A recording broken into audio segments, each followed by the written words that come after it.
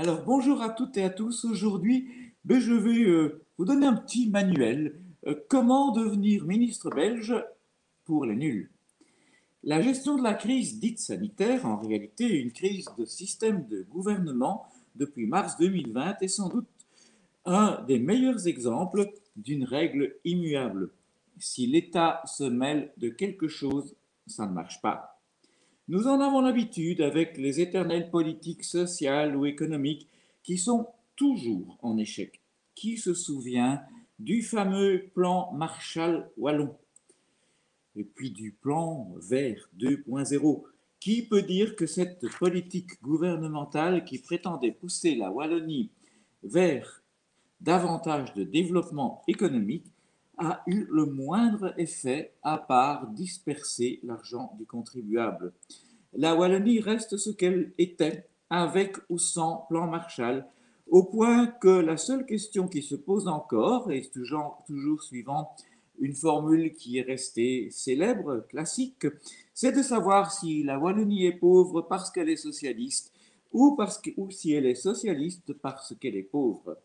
Notre politique de santé est hélas socialisée depuis longtemps et la crise du Covid n'a fait que rendre les choses plus évidentes encore. Si l'État ou les autres entités politiques s'occupent de quelque chose, l'échec est inévitable.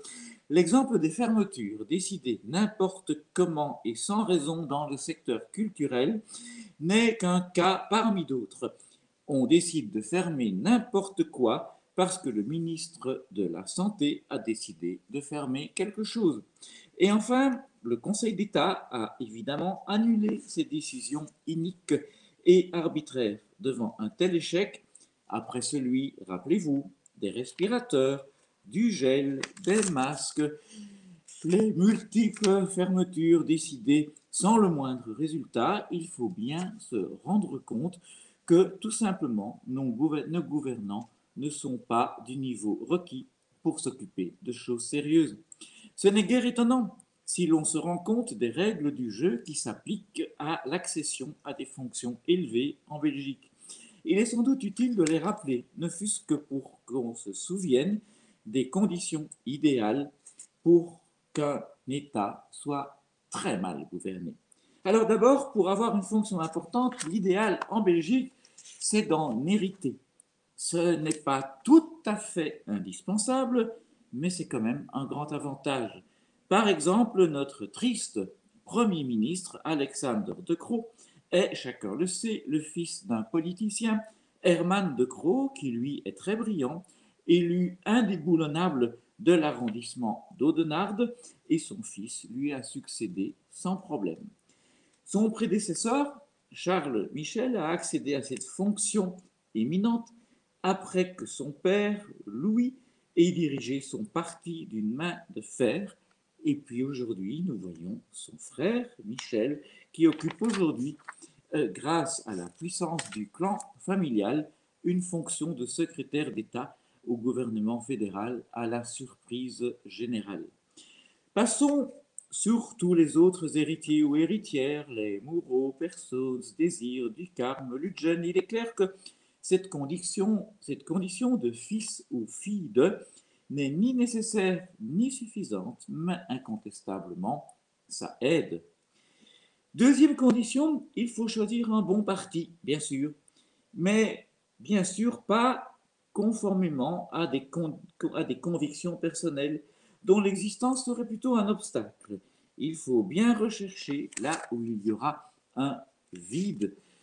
Personne ne s'imagine que Louis Michel a choisi le libéralisme par conviction, alors que sa politique l'a montré, il aurait pu se retrouver dans n'importe quel parti pour faire la même chose. Troisième recommandation, justement, n'ayez pas trop d'idées, pas trop de convictions.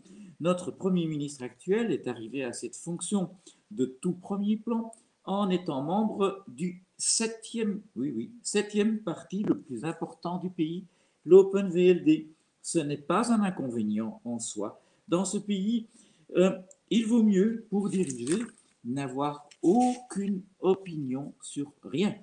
Pour faire tenir un gouvernement, les sept partis qui ne partagent rien et qui le composent, eh bien l'idéal, c'est précisément de n'avoir pas la moindre opinion sur quelque sujet sensible que ce soit, ou en tout cas de ne jamais la faire connaître.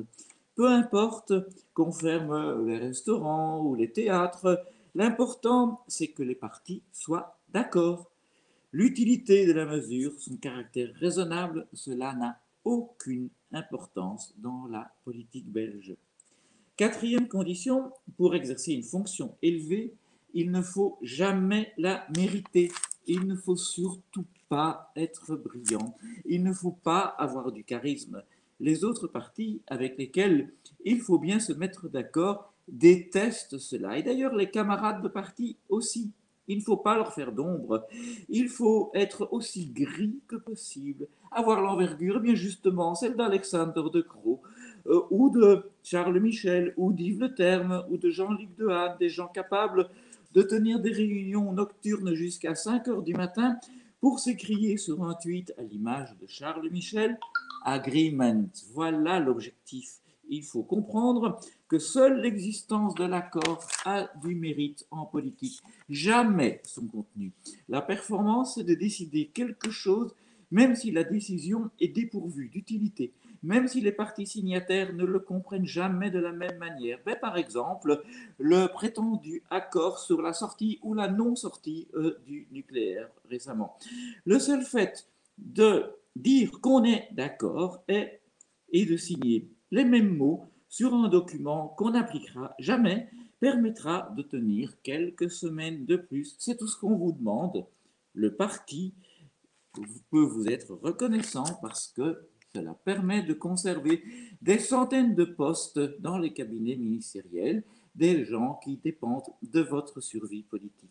Cinquième condition, inutile d'apprendre quoi que ce soit, il est même dangereux de devenir populaire.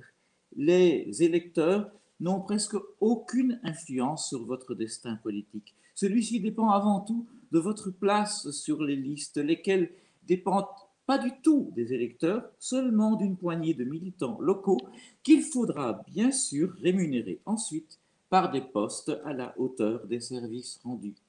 Vous l'aurez compris, suivre ces conseils pour les nuls, ce n'est pas très difficile et beaucoup ont déjà compris qu'il en était ainsi. Ils sont tous là et ils resteront, peu importe ce qu'ils font. Être un bon ministre n'est pas du tout une condition pour le rester. Je vous remercie.